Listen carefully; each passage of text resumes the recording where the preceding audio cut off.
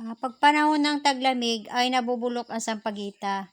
Kaya kailangan kung ikaw ay may sampagitahan, alagaan mo.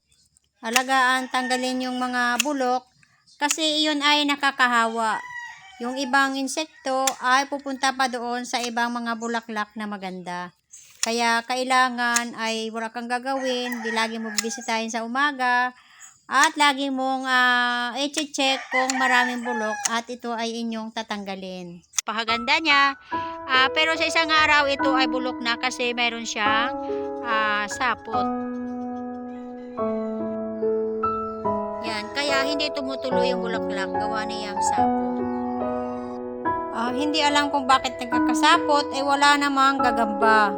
Ito, tulad dito sa isang punong ito, lahat ng bulaklak niya ay mayroong sapot. Tuwing taglamig lang, ganito nangyayari sa sampagita. At pag nainitan siya, agad-agad ay natutuyo. Kaya walang natitirang bulaklak. Ito ang kalaban kasi ng sampagita ay pag laging ulan ng ulan ay nabubulok siya. Ayan. Ayan, marami siyang bulok. Kakaunti yung mapapakinabangan mo. Ayan, maliit pa siya, nabubulok na siya kasi lagi, ayaw kang sampagita na laging naulan. Gusto niya yung sa mainit. Yan eh.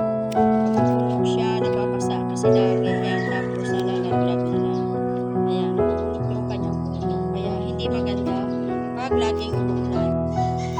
Si kuya, kahit wala sampagita, nabubulok, talagang hindi siya sumusuko, lagi niya talaga inaalagaan para magkaroon ulit ng panibagong bulaklak.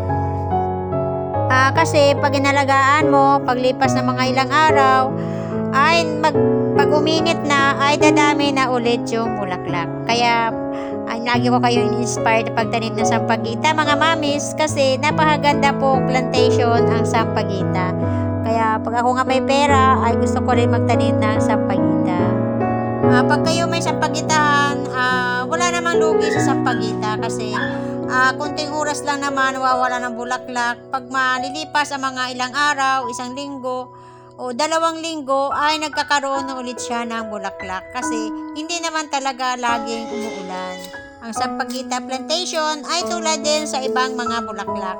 Ang pagkakaiba lang po, ang sampagita, isang beses mo lang siya itanim, lifetime mo siyang pakinabangan. Sa ngayon, wala man kaming sampagita, pero kami ay masaya rito. Kaunti man na napipitas kasi kontento. Pag ikaw ay kontento sa buhay mo, kaunting kita lang, masaya ka na. Mabait si kuya, kailangan sabay-sabay mamitas para walang lamangan, lahat ay magkakaroon kahit konti, hati-hati. Kita niyo yan si baby, maliit pa yan, sinasanay na. Para pag laki ay sanay na mamitas ng sampagita.